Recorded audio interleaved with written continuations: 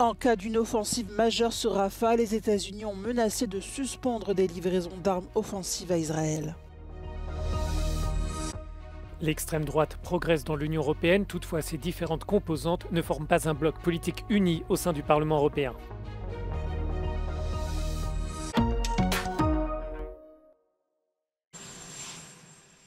Pour la première fois, depuis le début de la guerre à Gaza, Washington conditionne son aide à Israël. En cas d'une offensive majeure à Rafah, le président américain Joe Biden menace son allié historique de ne plus lui fournir certaines armes. Le dirigeant israélien Benjamin Netanyahou a déclaré que s'il le faut, son pays combattra avec les ongles. La semaine dernière, une première livraison d'armes et d'obus d'artillerie avait été suspendue par les États-Unis. Joe Biden avait reconnu que des civils ont été tués à Gaza à cause de ces bombes américaines. Ce changement de cap n'est pas du goût des républicains. Withholding weapons makes it very difficult, if not impossible, to get American hostages back and Israeli hostages back because you're incentivizing bad behavior. Withholding weapons makes Iran stronger, not weaker. Cette semaine, les États-Unis doivent déterminer si les frappes israéliennes à Gaza et les restrictions sur l'aide humanitaire ont violé les lois internationales et américaines destinées à épargner aux civils les pires horreurs de la guerre. Une décision défavorable à Israël renforcerait la pression exercée sur le président américain pour qu'il réduise les flux d'armes et d'argent destinés à l'État hébreu. D'après les estimations, 80 000 Palestiniens tentent de fuir Rafah alors qu'Israël bombarde une partie de cette ville assiégée qui abrite 1,5 million de personnes. Selon l'ONU, le maintien de la fermeture par Israël du poste frontière de Rafah empêche l'entrée à Gaza d'une aide vitale.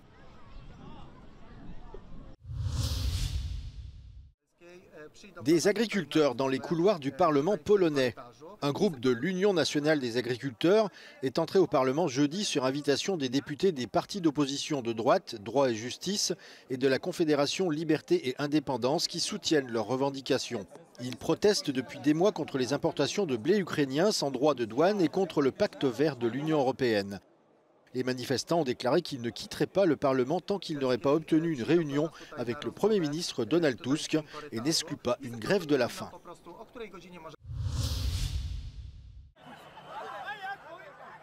Manifestation violente à Tbilissi après l'arrestation d'un célèbre blogueur. La police a réprimé le mouvement et arrêté plusieurs personnes sur une grande avenue de la capitale géorgienne.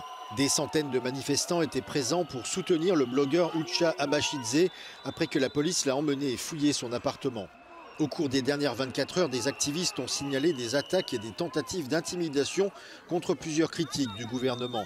Des agresseurs non identifiés seraient responsables de ces attaques qui ont fait quelques blessés.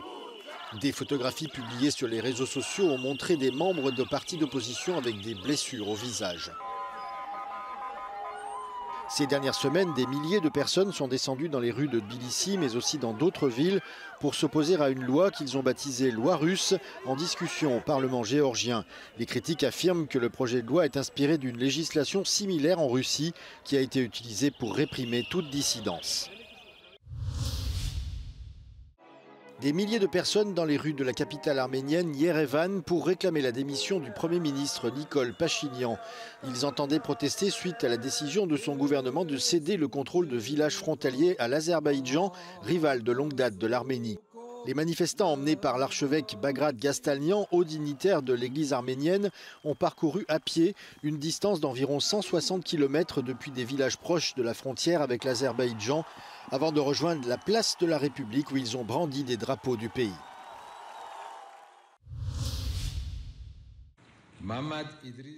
Au Tchad, les résultats provisoires de l'élection présidentielle placent le président sortant, Mahamat Idriss Déby, en tête du scrutin. Son principal opposant, le Premier ministre Succès Masra, conteste ces résultats. Selon l'agence nationale qui gère les élections au Tchad, Mahamat Idriss Déby a été élu avec un peu plus de 61% des voix. Son rival, Succès Masra, est arrivé loin derrière avec plus de 18,5% des voix. Les résultats préliminaires de l'élection présidentielle étaient initialement attendus pour le 21 mai. Le pape François a demandé aux Italiens d'avoir plus d'enfants. L'appel du souverain pontife a été lancé lors d'un rassemblement annuel de groupes pro-famille à Rome ce vendredi. Gli investimenti che danno più reddito sono la fabbrica di armi e gli anticoncettivi. Uno distrugge la vita, l'altro impedisce la vita. E questi sono gli investimenti che danno più reddito. Qua futuro ci spera, è brutto. Le pape François a également demandé plus de politique sociale pour soutenir les familles avec enfants.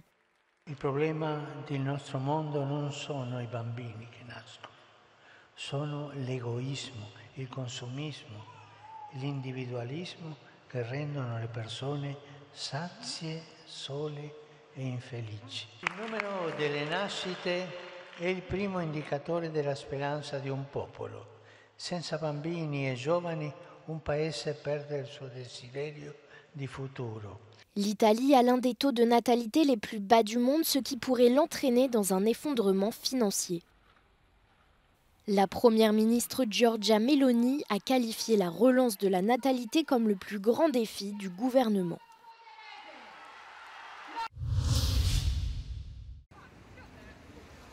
En Italie, le taux de naissance est l'un des plus bas de l'Union européenne. Sous l'effet d'une natalité en berne et de l'immigration des jeunes, la péninsule vieillit à un rythme beaucoup plus rapide que les autres pays européens. Cette crise démographique est l'une des préoccupations politiques du gouvernement, mais aussi l'une des principales priorités de l'agenda européen du parti d'extrême droite Fratelli d'Italia. À Rome, une conférence privée qui s'est déroulée sur 2 jours a été consacrée à cette problématique démographique, décrite comme une urgence nationale.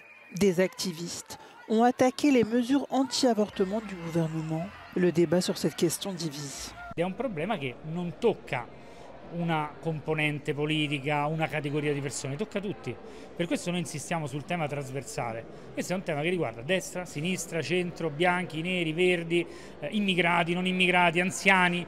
D'après les experts, si la tendance se poursuit, la population italienne, qui compte 59 millions d'habitants, pourrait diminuer de près d'1 million en 2030. Selon des données récentes, publiées par l'Office national italien des statistiques, le nombre moyen d'enfants par femme est passé de 1,24 en 2022 à 1,2 en 2023. Una delle peculiarità del nostro paese è la persistenza di questo calo della natalità. Dal 2008 a oggi consideri che abbiamo perso 200.000 nati. I 2/3 in realtà sono dovuti al fatto che mancano i potenziali genitori. Proprio perché per questa protratta denatalità non sono nati 30 anni fa. En 2023, le gouvernement a alloué près d'1 milliard d'euros pour aider les femmes qui travaillent et élèvent leurs enfants.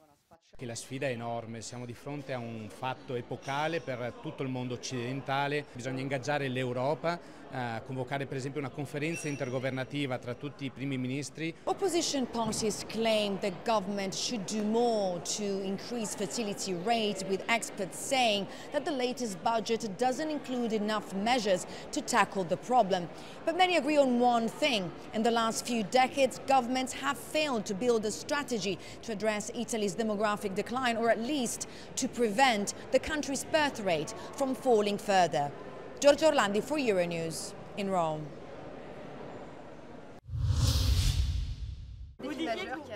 Les partis d'extrême droite progressent dans l'Union européenne. Si ces formations étaient unies, elles pourraient former le deuxième groupe politique dans le prochain Parlement européen. Mais l'extrémisme de droite a différents visages et tous ne se ressemblent pas. Dans ces conditions, il est presque impossible pour ces formations de s'allier.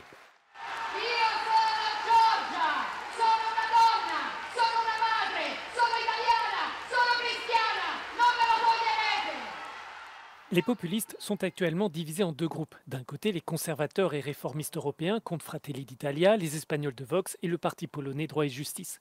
De l'autre, Identité et démocratie qui regroupe le Rassemblement national en France, la Lega en Italie et Alternative für Deutschland en Allemagne. Selon les analystes, des points communs les rassemblent. The first one is for sure the aversion against immigration. That is a very common element among these parties. The other one is Euroscepticism, in the sense that all of them are against a further integration of European Union. The third one is the idea to represent the common people against liberal progressive establishment and against mainstream parties. La principale ligne de fracture concerne la politique internationale et en particulier la guerre en Ukraine qui révèle les divisions. Within ID, you'll find a lot of more pro-Russian parties, while in ECR, most parties are rather anti-Russian, rather stand with Ukraine in the current conflict. The Finnish Radical Right Party even changed groups because of this issue, so they switched from ID to ECR. L'euroscepticisme de ces partis compte aussi différentes nuances. Le point commun est de lutter contre davantage d'intégration européenne et de conserver un maximum de pouvoir au niveau des États membres. Generally, the parties in ID are more radical and more extreme sometimes also. They're really more far right. They are generally also more anti-European, while in ECR you will also have some parties that are Eurosceptic but still quite constructive. Generally, these parties also work within the European institutions and do not only oppose them. Pour ces mêmes raisons, des partis comme Fratelli d'Italia sont plus ouverts à ouvrir des négociations avec le Parti populaire européen après les élections européennes de juin. Cette percée annoncée de l'extrême droite influencera d'une manière ou d'une autre la politique de l'Union, comme l'immigration ou le pacte vert.